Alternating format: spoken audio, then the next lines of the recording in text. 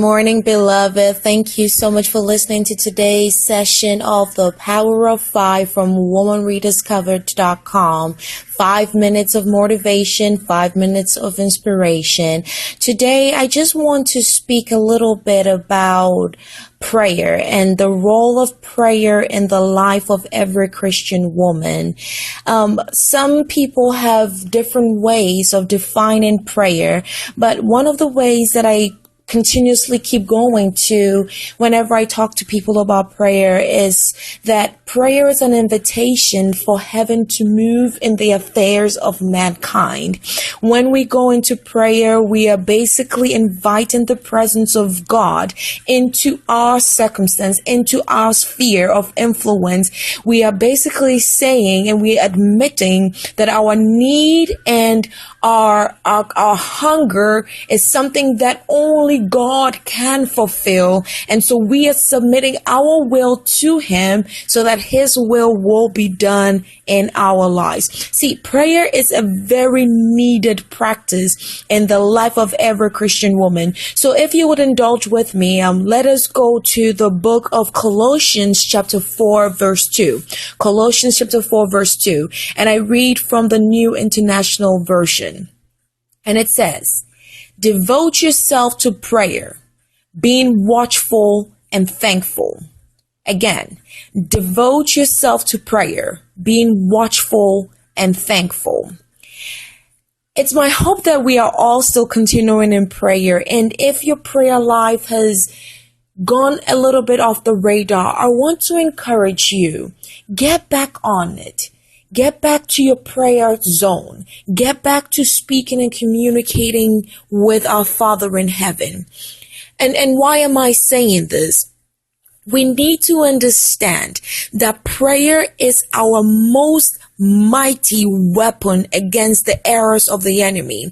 The wickedness of the enemy in our life and in this generation can only be battled by prayer. Why? Because when we go into prayer, we are inviting God to invade the affairs of man. We are inviting God to take control of circumstances that we cannot do anything about.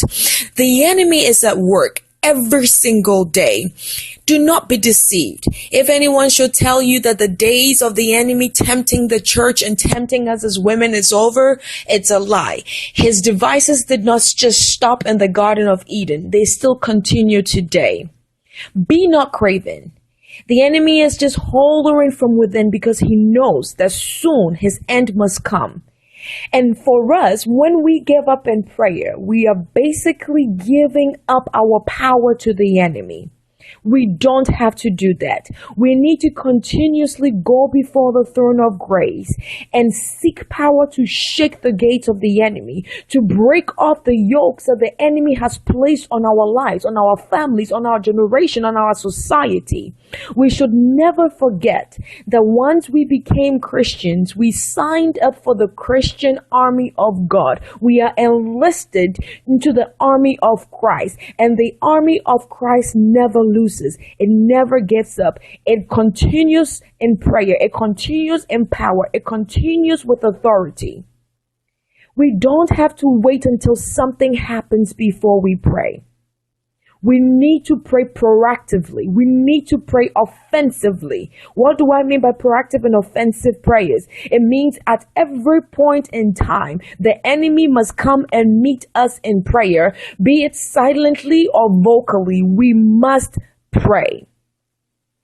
This morning, I want you to ask yourself these questions. Do you only pray when something happens? Are you always on the defensive side in your prayer?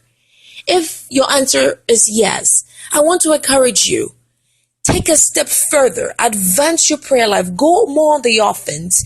Don't just sit and wait for something to happen before you pray. Because the Bible tells us that our Father in heaven is waiting and willing to hear our cry. He is waiting and willing to act if only we will pray.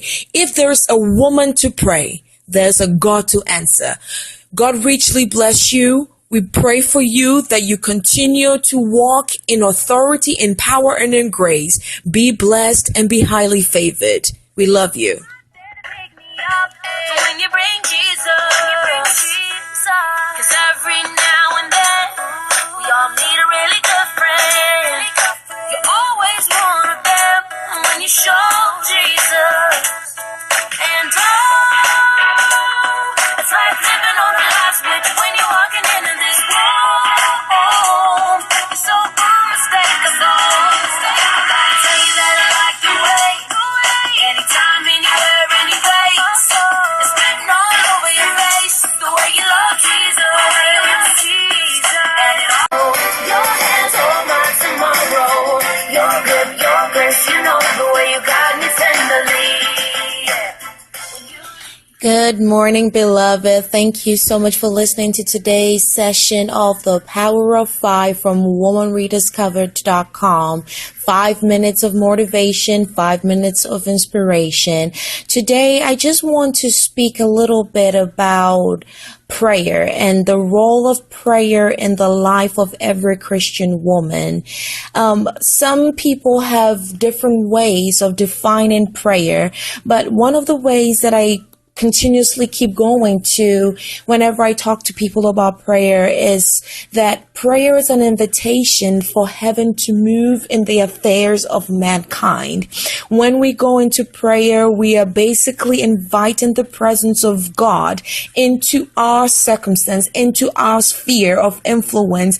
We are basically saying